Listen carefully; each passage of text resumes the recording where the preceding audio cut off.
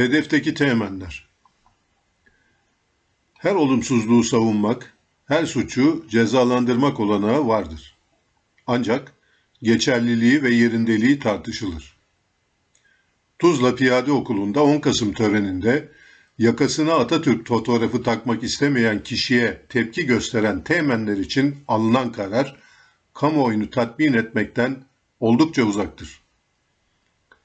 Yaşanan olayı salt bir disiplin suçu olarak görmek, yanılgıların en büyüğüdür. Cumhuriyet değerlerine yönelik art niyet vardır. Bağnazlık ve bilgisizliğin ağırlaştırıldığı saltanat ve hilafet yanlılarına verilmek istenen mesaj vardır. Karmaşa ve kargaşalardan medet umanlara, siyasi rant sağlamak isteyenlere gönderi vardır. Mütedeyyin kesimleri etkilemek amacıyla Türk Silahlı Kuvvetleri'ni din karşıtı göstermek isteyenlerin kötü propagandaları vardır. Ülke güvenliğinin akamete uğratılma düşüncesi vardır. Askerin siyasete alet edilme anlayışı vardır.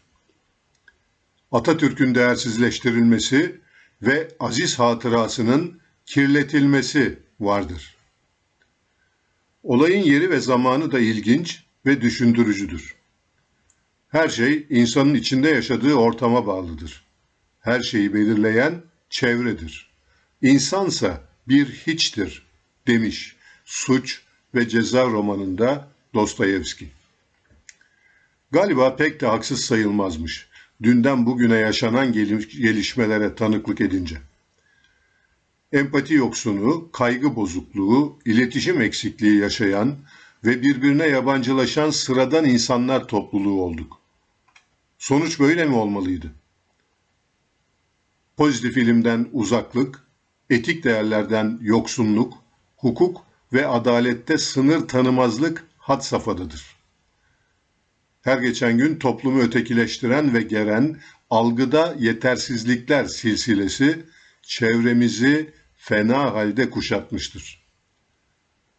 Ya vicdanları sızlatan olay ve alınan kararlara ne demeli? Yanılgılardan ders almak yerine ilk uygulama alanı peşin hükümlü davranmak, suçlu aramak ve nihayetinde de cezalandırma olmuştur. Yaş ilerledikçe daha olumlu, daha olgun düşüneceğimize yanılgılarımızı hiç hesaba katmadan avare kasnak misali aynı yerde duruyoruz. Doğru bilindiği ve görüldüğü halde düşüncelerimizi hiç ama hiç değiştirmeden kılıf uydurmaya çalışarak yaşantımızı sürdürüyoruz. Düşündürücü olanı ise bu hastalıklı ruh halinin toplumun geneline sirayet etmiş olmasıdır. Bilişsel, duygusal ve kültürel zekadan uzak, vahşi bir ormanda korkuya dayalı bir kültüre mahkum edilmişiz. Paylaşımdan uzak yapılanları yok farz edercesine megalomaniye tutulmuşuzdur. Kendini beğenmişlik ve kibir budalası zemininde öz eleştiri yapmadan, bilgi sahibi olmadan fikir beyan eden bir davranış biçimi. Kendi kusurlarımızı görmek mi? Ne mümkün. Sanıyoruz ki merkezde sadece kendimiz, dünya etrafımızda dönüyor. Denilebilir ki verilen kararlar siyasi makamlara aittir. Elbette bu husus doğrudur. Ancak samimi, gerçekçi tavsiyelerin dikkate alınmaması karar vericilerin üzerinde vicdani sorumluluk yaratacaktır. İkbal için olayları mecrasından çıkartarak kendi etkinlik ve egemenliklerini sürdürme arzusu kötü yöneticilerin alışılmış yöntemlerindendir. Atatürk'ü niçin seviyoruz? Yurdumuza gelen düşmanları kovmuş. Padişahlığı kaldırarak egemenliği asıl sahibine, milletine vermiş. Cumhuriyeti kurmuş, ilke ve devrimleriyle medeni bir ülke yaratmış. Fikri hür, vicdanı hür nesillerin yetişmesinde fırsat eşitliği sağlamış.